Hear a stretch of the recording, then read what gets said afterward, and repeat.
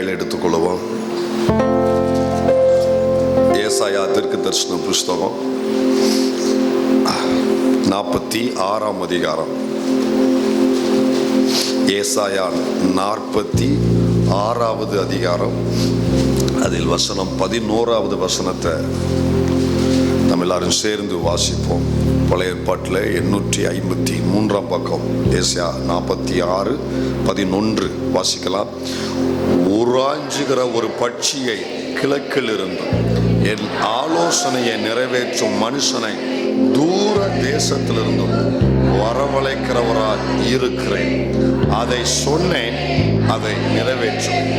அதை திட்டம் பண்ணினேன், அதை செய்து முடிப்பேன். அதை சொன்னேன், அதை நிறைவேற்றுவேன். அதை திட்டம் பண்ணினேன், அதை செய்து முடிப்பேன். அல்லேலூயா. திட்டம் பண்ணினதை செய்து முடிக்கிற தேவன் நாம் ஆராதிக்கிற, நாம் விசுவாசிக்கிற நம்முடைய தேவன். உட்காருவோம். கரம் பிடித்த நாயகரே, கரம் பிடித்த நாயகர், கைவிடாத தூயவர், என்னை கைவிடாத தூயவர். அல்லேலூயா. கடைசியா இன்னொரு முறை அந்த கடைசி பகுதியை மட்டும் வாசிங்க. கடைசி பகுதியை மட்டும். அதை சொன்னேன், அதை நிறைவேற்றும். அதை திட்டம் பண்ணினேன், அதை செய்து முடிப்பேன்.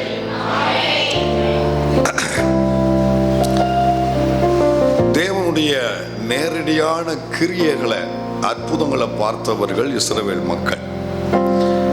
தேவனுடைய நன்மைகளை தங்கள் சொந்த வாழ்க்கையில பெற்று அனுபவித்தவர்கள். இன்னும் சொல்ல போனா, அக்காலத்தில் இருந்த எந்த ஜனங்களுக்கும் கிடைக்காத நிறைய ஸ்லாக்கியங்கள் இவர்களுக்கு மட்டும்தான் கிடைத்தது. ஆனா இந்த ஜனங்கள் தங்களுடைய சொந்த தேசத்தில் ஆண்டவர் குடியேற்றின பிற்பாடு தேவனை விட்டு வழுவி போனார்கள்.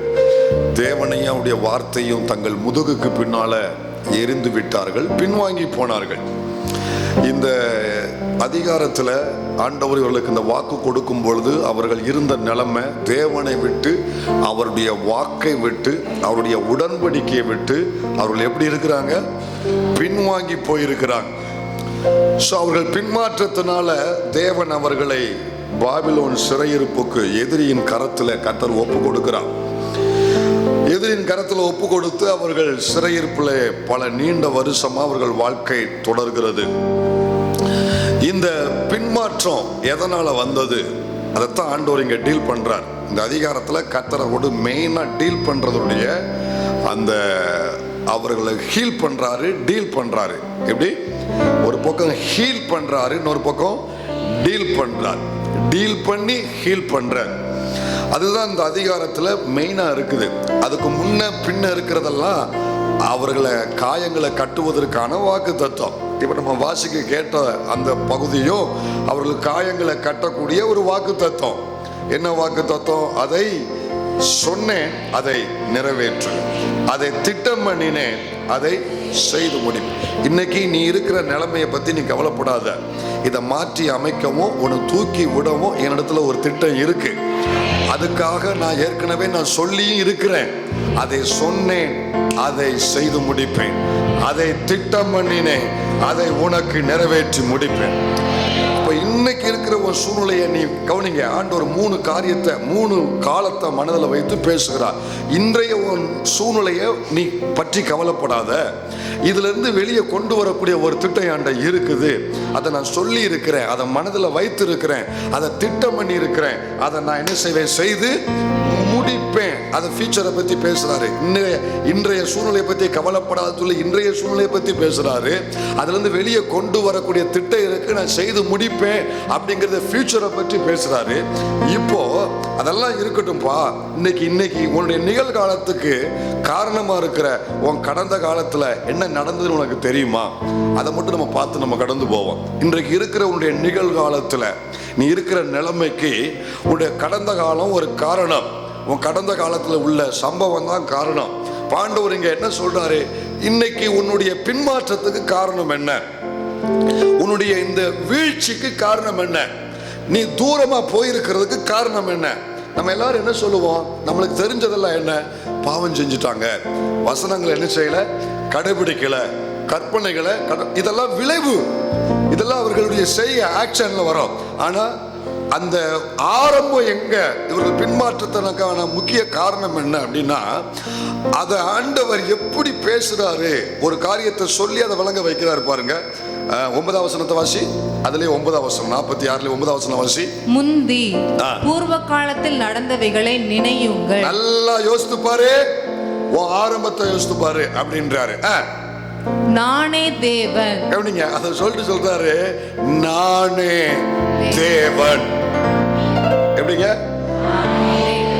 இதை சொல்ல காரணம் என்ன? அவன் அப்பனா என்ன பண்ணிட்டான்? வேற ஒரு தேவர்களை என்ன செய்ய ஆரம்பிச்சுட்டான்? தேட ஆரம்பிச்சுட்டான். எனவேதான் தேவன் இங்க இதை பற்றி பேசுறாரு. நானே தேவன். டே, நான் தாண்டா உங்க அப்பா அப்படின்னு என்ன அர்த்தம்? வேற எவனையும் அப்பான்னு கூப்பிடுறான்னு அர்த்தம். அவன் இல்லடா, நேத்து உனக்கு ஏதோ வாங்கி கொடுத்துடலாம், அவன் அப்பனா மாறிட முடியுமா? அறிவட்டவனே, அவன் எல்லாம் உங்க அப்பன், உன்னை பெத்தவன் நான் தாண்டா. ஆண்டவர் வந்து புரிய வைக்கிறார், நானே தேவன், ஒருவரும் இல்லை, வேற ஒருவரும் இல்ல. மனசுல வச்சுக்கோ, நானே தேவன், எனக்கு சமானம் இல்லை, எனக்கு நிகரானவர் யாரும் இல்லை, எனக்கு சமமானவர் யாரும் இல்லை, நான் தான் உன்னுடைய தேவன். இப்போ உங்களுக்கு இதுல என்ன புரியுது? இவர்கள் பின்மாற்றத்துக்கு காரணம், இவர்கள் தேவனை அறியவில்லை, தேவனை சரியாய் அறிந்து கொள்ளவில்லை. தேவனை அறிய வேண்டிய விதத்துல அவரை எப்படி பார்த்தாங்க? மண்ணா கொடுக்கிறவரா பார்த்தாங்க. அவரை எப்படி பார்த்தாங்க? தாகத்துக்கு தண்ணீர் கொடுக்கிறவரா பார்த்தாங்க. ஆனா இவர் தான் தேவன், இவர் மட்டும்தான் தேவன், இவரை தவிர ஒருவரும் இல்லை அப்படிங்கிறத உணராம போயிட்டாங்க. தேவனை அறியல. தேவனை கவுனி, தேவ பிள்ளையே, என் பின்மாற்றத்துக்கு காரணம் நான் செய்த பாவங்கிறது ரெண்டாவது. ஆனா அந்த பாவம் செய்ததுக்கு காரணம் ஒண்ணு இருக்கணும்ல. நீ தேவனை சரியாக அறியாததுதான் உன் பின்மாற்றத்துக்கான முதல் காரணம். எத்தனை பேர் இதை ஏற்றுக்கொள்றீங்க? நீ தேவனை அறியவில்லை என்றால், தேவனை அல்லது தேவன் இங்க தன்னை பற்றி இங்க ஒரு அறிய வைக்கிறார், தன்னை பற்றி விளக்கம் கொடுக்கிறார். நான் யாரு, நான் எப்படிப்பட்டவருங்கிற தேவன் சொல்ல காரணம் என்ன? இந்த அறிவு அவனுக்கு இல்லாதனால அவன் விழுந்துட்டான், அவன் பின்வாங்கிட்டான். அப்போ என்னை பற்றி அறிவு இருந்தா அவன் விழமாட்டான், அவன் பின்வாங்கி போக மாட்டான். என்னை சரியா அறிந்திருக்கிறவன் எனக்குள்ள நிலைச்சிருப்பான். சொல்லுங்க, அறிந்தவன் தான் நிலைத்து நிற்க முடியும். நீங்க மட்டும் சொல்லுங்க அந்த வார்த்தைய. அப்ப அறியாதவன் சீக்கிரம் என்ன செய்வான்? பின்வாங்கி போவான். கர்த்தர் இது ஆரம்பத்திலே இந்த ஏசாயாவுக்கு முதலே சொல்லிட்டாரு. முதல் அதிகாரத்துக்கு வாங்க. இவனுடைய சூழ்நிலைக்கு காரணம் என்னங்கிறத ஆண்டவர் முதலே சொல்லிட்டாரு. முதல் அதிகாரத்துல 2ல இருந்து வாசி. வானங்களே, ஏசாயா முதல் அதிகாரத்துல 2ஆம் வசனத்துல இருந்து, வானங்களே கேளுங்கள். ஆண்டவர் என்ன சொல்றதுன்னு தெரியல. தேவன் சாட்சிக்கு யாரை கூப்பிடுறாரு? என்ன ஒரு வேலையும் கூப்பிட முடியல. அவ்வளவு லட்சணம். தேவன் தன்னுடைய சாட்சிக்கு அவருடைய குமுறல, அவருடைய மன வேதனைய, தன் ஜனங்களை பற்றி அவருக்கு இருக்கிற வேதனையை சொல்றதுக்கு எதை கூப்பிடுறாருங்க? வானத்தை கூப்பிடுறாரு. பூமியே, அடுத்து யாரை கூப்பிடுறாரு? பூமியை கூப்பிடுறாரு.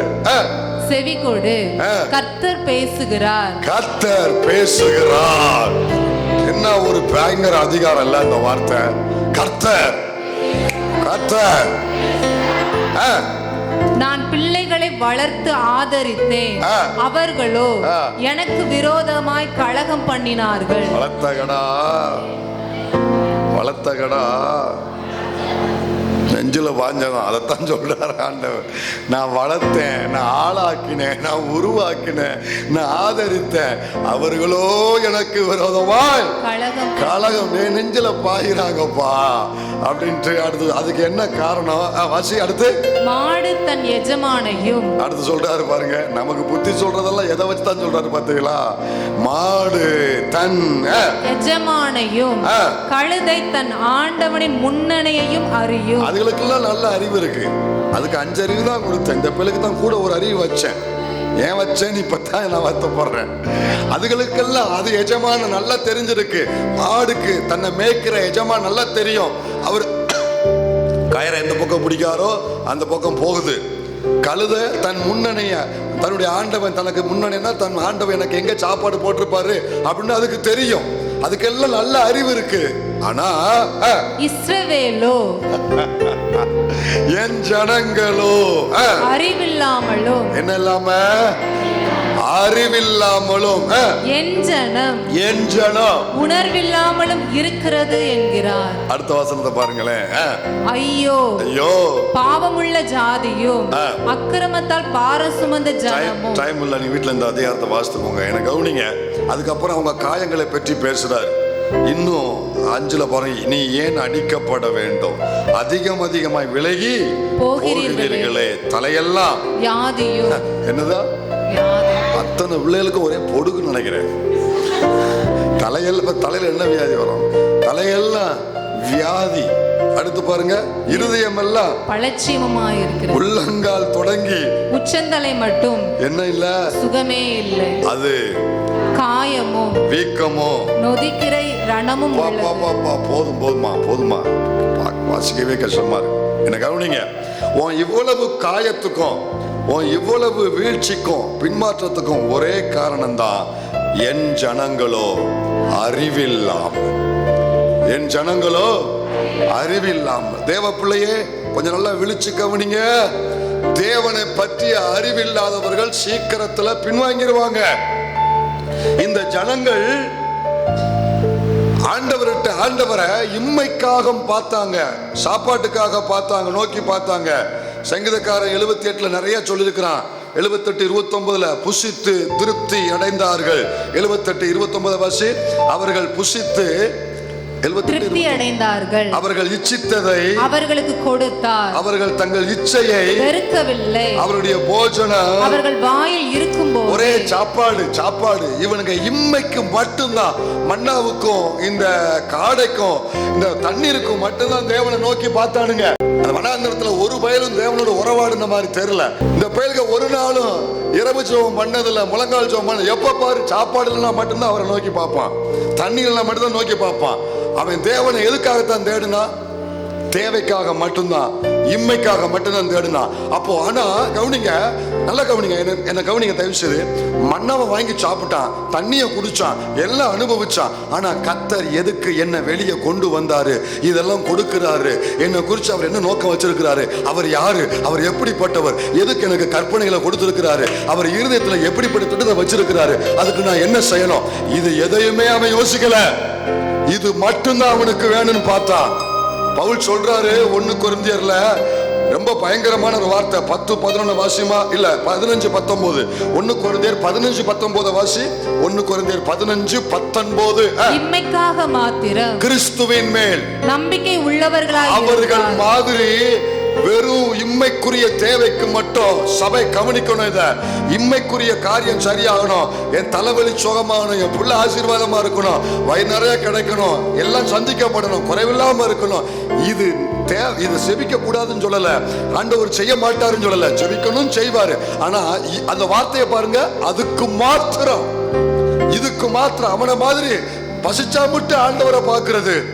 ஆனா ஆத்தும தாகத்துக்கு தேவனை தேடுகிறதே கிடையாது.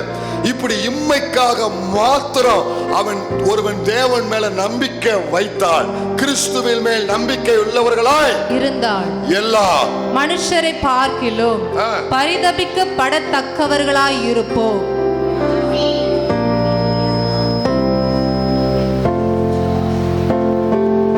எனக்கு கொடுக்கிற சாப்பாடு, எனக்கு கொடுத்திருக்கிற வீடு, எனக்கு கொடுத்திருக்கிற வாகனம், நான் வாழ்ற சுகமான என்னுடைய வாழ்க்கைக்கு அனுகூலமான காரியம், இது எல்லாம் ஏன் கொடுத்திருக்கிறாரு? என்னை மட்டும் ஏன் உசுரோட வச்சிருக்கிறாரு? என்னை மட்டும், என் குடும்பத்தை மட்டும் எதுக்கு இவ்வளவு ஆசீர்வதிச்சிருக்கிறாரு? அப்ப என்னை பற்றி, என் பிள்ளைகளை பற்றி அவர் இருதயத்தில் இருக்கிறது என்ன? எதுக்காக என்னை கொண்டு அவர் என்ன செய்ய விரும்புகிறாரு? இந்த தேவன் எப்படிப்பட்டவர்? எதை விரும்புகிறாரு? எதை வெறுக்கிறாரு? நான் என்ன செய்யணும், நான் என்ன செய்யக்கூடாது? இதை அறியாமல், அவரை அறியாமல் நான் வெறும் அவற்றை வாங்குறதுல மட்டும் நோக்கமா இருந்தா, ஒரு பயங்கரமான உண்மையை சொல்றேன், யாரா இருந்தாலும் காலப்போக்கில் பின்வாங்கி போயிடுவீங்க. நீங்க எவ்வளவு பெரிய ஆளா இருந்தாலும், நான் சொல்ற இந்த வார்த்தையா, தேவனை அறியாம, அவருடைய வார்த்தையை அறியாம, அவரை நெருங்காம, எதுக்கு இதெல்லாம் எனக்கு கொடுத்துருக்குறாங்க? எதுக்கு என்ன இந்த அளவுக்கு வச்சிருக்கிறாங்க? நான் எதிர்பார்க்கிற பெருசா எனக்கு இன்னும் வராட்டலும், நான் தகுதி இல்லாத ஒரு நிலைமையில இன்னைக்கு என்ன வச்சிருக்கிறாரு. எதுக்கு எனக்கு இதெல்லாம் கொடுத்திருக்கிறாரு? என்கிட்ட என்ன விரும்புறாரு? அவர் யாரா இருக்கிறாரு? அவர் எப்படிப்பட்டவரா இருக்கிறாரு? இப்படி நீ இந்த ஒரு கோணத்துல நீ தேவனை நெருங்காம, அவரோட உறவாடாம, வெறும் இதுக்கு மட்டும் நீங்க தேடுகிறவளா இருந்தீங்கன்னா, இன்னைக்கு நீங்க நல்லா இருக்கிற மாதிரி தெரியலாம். காலப்போக்கில் சில சூழ்நிலைகள் மாறும் பொழுது, சில காரியங்கள் எல்லாம் உங்களை விட்டு போகும் பொழுது நீங்க பின்வாங்கி போகிற ஆபத்து இருக்குது. என்னுடைய இரவுல என்னுடைய ஒரு ஜெபம் என்ன தெரியுமா? இந்த சபையில இந்த பரிதாபத்துக்குள்ள ஒருவருமே இருக்கக்கூடாதுப்பா. ஒருவருமே இருக்கக்கூடாது. என் பிள்ளைங்க இருக்கக்கூடாது, என் குடும்பம் இருக்கக்கூடாது, என் சபை இருக்கக்கூடாது. ஒரு நிமிடம் விரும்புகிறவங்க, நான் சொல்றத உள்வாங்கி உண்மையாய் உணர்ந்தவங்க மட்டும், புரியாதவங்க பேசாம இருங்க, புரிஞ்சவங்க மட்டும் ஒரு நிமிடம் ஜெபம் பண்ணுங்க.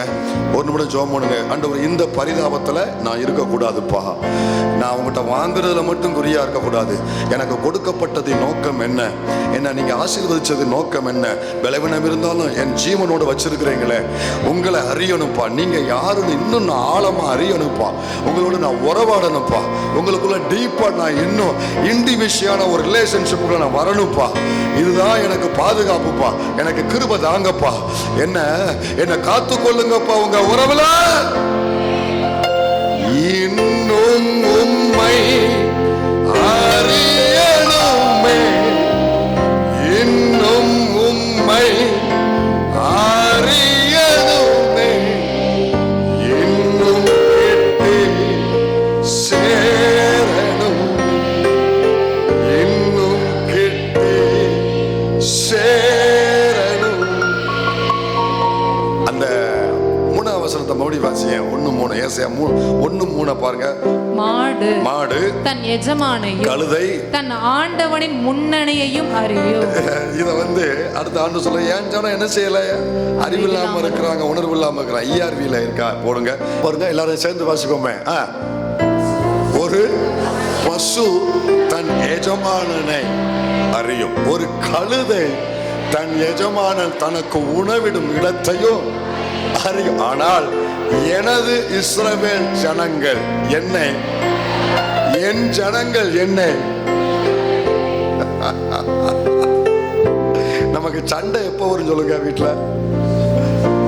வீட்டுல கணவனுக்கும் மனைவிக்கும் எப்ப சண்டை வரும் சொல்லுங்க பார்க்கலாம். சண்டை வரும்போது ஒரு வார்த்தை சொல்லுவோம், இவன் என்ன புரிஞ்சுக்கிடவே மாட்டுக்கா பாஸ்டர், இவன் என்ன புரிஞ்சுக்கிடவே மாட்டுக்கா பாஸ்டர், இவர் என்ன புரிஞ்சுக்கிடவே மாட்டுக்காரு பாஸ்டர். இதுதான் காரணமா இருக்கு. சண்டை காரணம் எதா இருக்கு? என்ன? புரிந்து கொள்ளாதது. ஆனா உண்மை அதுதான். அந்த அண்டர்ஸ்டாண்டிங் பிரச்சனை தான் எல்லா ஃபேமிலியிலுமே. என்ன புரிஞ்சுக்கிட மாட்டுக்கா, என்ன புரிஞ்சுக்கிட மாட்டுக்காரு, நான் இதை எதுக்கு செய்யறேன்னு புரிய மாட்டுக்கு அப்படின்னு நம்ம எல்லாருடைய பிரச்சனை தெரியுமா? என்ன புரிய மாட்டுக்காங்க, என்ன புரிஞ்சு கொள்ள மாட்டுக்கிறாங்க. என் இதயம் யாருக்கு தெரியும்? என் வேதனை யாருக்கு புரியும்? நல்லா புரியும். ஆண்டவர் மேல இருந்து பாடுவாரு, இதை நான் பாடணும்டா. சபைகளை எல்லா பயிலும் வாங்குறதுலே வாரங்களப்பா, என் இருதயத்தை ஒருத்தரும் புரிஞ்சுக்க மாட்டேங்க. ஆண்டவருடைய வேதனை பாருங்க, கர்த்தருடைய பாரத்தை பாருங்க, ஜனத்தினுடைய வீழ்ச்சிக்கு காரணத்தை பாருங்க. என்ன சொல்றாரு? என் ஜனங்கள் என்னை புரிந்து கொள்ளவில்லை. இந்த மாதத்துல நீங்க வளர்ந்தவங்க தான், நீங்க தேவனை நெருங்கினவங்க தான். நான் தப்பு, அதுல குறை சொல்லவே இல்லை. நம்ம எல்லாரும் நெருங்கி கொண்டு தான் இருக்கிறோம். நம்ம யாரும் பூரணர் ஆகலை, அதே நம்ம ஒத்துக்கொள்றோம். ஆனா இந்த மாதத்துல கர்த்தர் என்கிட்டையும் உங்ககிட்டையும் நம்ம எல்லார்கிட்டையும் எதிர்பார்க்கிறது, நீ இருக்கிற அந்த எல்லையில இருந்து இன்னும் கொஞ்சம் என்னை நெருங்கி வரணும் அப்படிங்கிறது தேவனுடைய அகால பிரியம், அவர் இருதயத்தின் ஏக்கம்.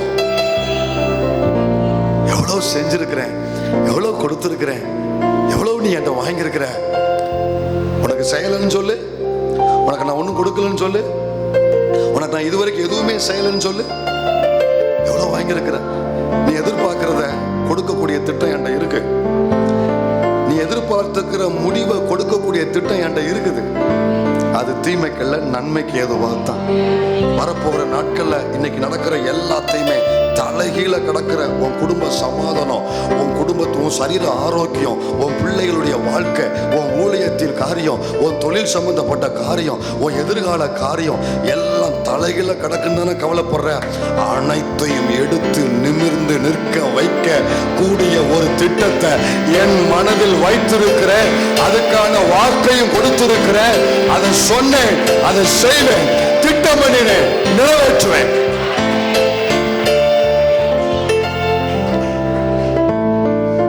திட்டம் என் மனசுல இருக்குப்பா. நேலிருந்து ஒரு 6 மாசம் கழிச்சு உனக்கு என்ன செய்யணும், நேலிருந்து இந்த வருஷம் இறுதியில உன் குடும்பத்துக்கு என்ன செய்யணும், இன்னையிலிருந்து வரக்கூடிய வருஷங்கள்ல உன் பிள்ளைக்கு, உன் குடும்பத்துக்கு, இந்த சபைக்கு என்ன செய்ய வேண்டும் என்று நான் திட்டம் பண்ணி வைத்திருக்கிறேன். அதை யாரு வந்து கை வைக்க முடியாது. உன்னை தொடுகிற பிசாசியும் திட்டத்தை தொட முடியாது.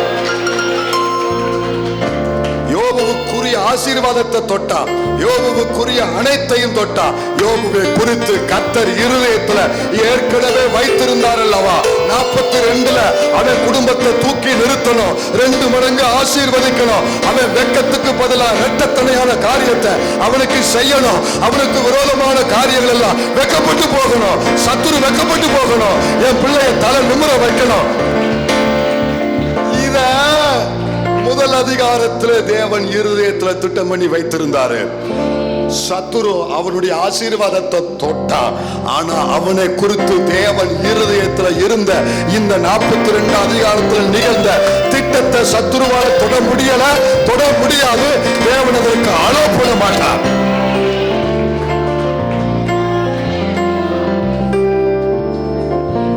எத்தனை பேர் புரிஞ்சுங்க?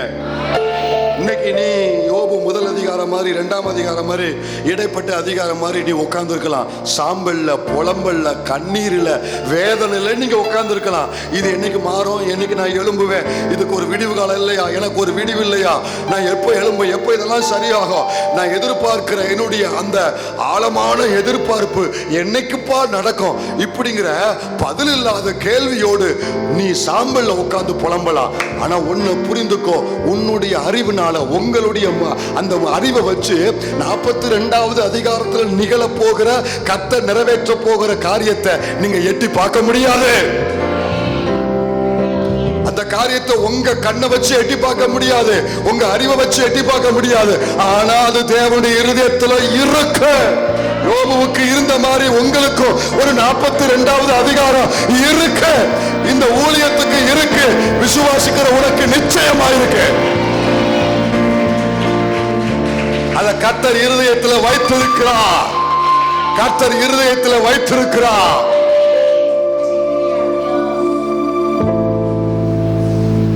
அதை யாரும் தொட முடியாது. அது நிறைவேறும். நிறைவேறுகிற நாள்ல கவனிங்க, இன்னைக்காவது சாம்பல்ல உட்கார்ந்துருக்க, நிறைவேறுகிற நாள்ல ஒண்ணுமே இல்லாம நீ குப்புற கடந்தாலும் சரி, அது நிறைவேறும். அது நிறைவேறிய தீரும். நான் முன்னிட்ட எதிர்பார்ப்பதில் என்ன தெரியுமா, இதெல்லாம் எதுக்கு நிகழுது, தேவன் எப்படிப்பட்டவர், இதெல்லாம் தேவனுடைய கண்ட்ரோலை மீறி நடக்குன்னு நீ நினைக்காத. இதெல்லாம் தேவனுடைய கண்ட்ரோலுக்குள்ள இருக்குன்னு நீ விசுவாசி. இது நடுவில் என் தேவன் எப்படிப்பட்டவர், இது எல்லாத்தையும் அவர் ஆளுகை செய்கிறார், அவர் கண்ட்ரோல்ல வச்சிருக்கிறாரு. அவர் கண்ட்ரோலை மீறி, அவர் அனுமதிச்சதை மீறி ஒரு இஞ்சி கூட என் எல்லைக்குள்ள அந்த காரியம் உள்ள வராது. என் பிள்ளையை தொடாது, என் ஊழியத்தை தொடாது. நீ அதை விசுவாசி. இப்போ நான் உன்ட்ட எதிர்பார்க்கிறலாம் தேவனை அறிகிற அறிவுல அவருடைய சர்வ வல்லமை, அவருடைய அன்பின் ஆழத்தை, அவருடைய பிரசன்னத்தின் ஆழத்தை, அவருடைய கிருபையின் ஆழத்தை, அல்லேலூயா, அவருக்குள்ள நீ இன்னும் வேறு ஊன்றணும். அவருக்குள்ள நம்ம இன்னும் வளரணும், அவரை இன்னும் அறியணும். அவர் அறிஞ்சிட்டோன்னு வைங்களேன். இந்த என் கர்த்தர் ஞாயிற்றுக்கிழமை ஆண்டவர் பேசினார்ல, தேவனாகிய கர்த்தரே நீர் பெரியவர், நீ நிகரற்றவர், நீ நித்தியமானவர், இதெல்லாம் நிச்சயம் மாறத்தான் போகுது, என்னை விட்டுற மாட்டேன். அவரை அறிஞ்சாதான் நம்ம காரியத்தை பற்றிய நம்பிக்கை நமக்கு வரும். ஏன் நம்ம காரியத்து மேல் நமக்கு நம்பிக்கை இல்லாம போச்சு அப்படின்னா, இன்னும் நீ தேவனை அறியல. அதாங்க தேவ பிள்ளை அடிப்படை. என்ன தெரியுமா, அடிப்படைய தேவனை அறிகிற அறிவு தான் நம்ம வாழ்க்கையில மிகப்பெரிய ஆணிவேறு. ஆண்டவர் இன்னைக்கு அதைத்தான் சபையில எதிர்பார்க்கிறார். நீங்க எல்லாத்தையும் இழந்திருக்கலாம். யோபு எல்லாத்தையும் இழந்தான், சுகத்தை, சொத்தை, எல்லாவற்றையும் இழந்தான். ஆனா அவன் ஒண்ணு மட்டும் இழக்கலன்னு தெரியுமா? அவன் எலும்பி சொல்றான், கர்த்தர் கொடுத்தா, கர்த்தர் எடுத்தா, கர்த்தருடைய நாமத்துக்கு ஸ்தோத்திரம். அடுத்து சொல்றான், அவர் என்னை கொன்று போட்டாலும் அவர் மேல். இருங்க, இதெல்லாம் நம்ம வேகமா சொல்லி ஆமேன்னு சொல்ற கூட்டம். இப்ப என்ன சொல்லவா இதை சொல்றான்னா என்ன விஷயம் தெரியுமா? அவன் உள்ளத்துல என் தேவன் யார் என்பதை அறிந்திருக்கிறான். என் தேவன் யார் என்பதை அறிந்திருக்கிறான். அவரிடத்துல ஒரு திட்டம் இருக்குங்கிறத அறிந்திருக்கிறான். இது என்னையா, இது என்ன ஒன்றும் செய்ய போறது இல்லையா, என் கர்த்தர் யார் என்பதை அறிந்திருக்கிறான். ஒரு விமானத்துல பயணப்பட்டு போகும்பொழுது, இப்பதான் விமானத்தினுடைய விபத்து ரொம்ப சகசமாய் போச்சு. டெய்லி ஒன்று அங்கங்கே நடந்துட்டு தான் இருக்கு. பயணப்பட்டு போகும்பொழுது இந்த விமானம் திடீர்னு டெக்னிக்கல் எரராகி, அதாவது தொழில்நுட்ப கோளராகி விமானம் விபத்துக்குள்ளே போகக்கூடிய ஒரு அபாயம் வந்துச்சா, பயங்கர வைப்ரேஷன், ஷேக்கிங், எல்லாரும் அலறுதாங்க, கத்துறதாங்க. ஆனால் ஸ்பீடு குறையுது, ஹைட்டும் குறையுதா, எல்லாரும் பயந்துட்டு இருக்கிறாங்க. ரேஸில் எல்லாரும் பயந்துட்டு இருக்கும்போது அந்த சீட்டில் ஒரு பையன் அவன் பாட்டில் ஹெட்செட்டை போட்டு பாட்டு கேட்டுக்கிட்டு இருக்கான். எப்போ எல்லாரும் இப்படி பயந்துட்டு இருக்கிறாங்க, நீ என்னப்பா இப்படி இருக்கிற, நீ உனக்கு பயமே இல்லையாண்ணா? எனக்கு பயம் இல்லை. ஏன் பயம் இல்லை? இதை ஓட்டுகிறவர் என்னுடைய அப்பா, ஓட்டுகிறவர் என் அப்பா. என் அப்பா பற்றி எனக்கு தெரியும். இதே மாதிரி எத்தனையோ முறை எனக்கு ஆபத்து வந்திருக்கு. எங்கள் அப்பா என்ன அதுலேருந்து கவனமாக பாதுகாப்பாக என்னை தப்பு வச்சு வெளியே கொண்டு வந்திருக்காரு. அன்னைக்கு செஞ்ச என் அப்பா, எனக்கு என் அப்பா யாருன்னு எனக்கு தெரியும். என் அப்பாவுக்கு நான் தான் முக்கியம்னு எனக்கு தெரியும்.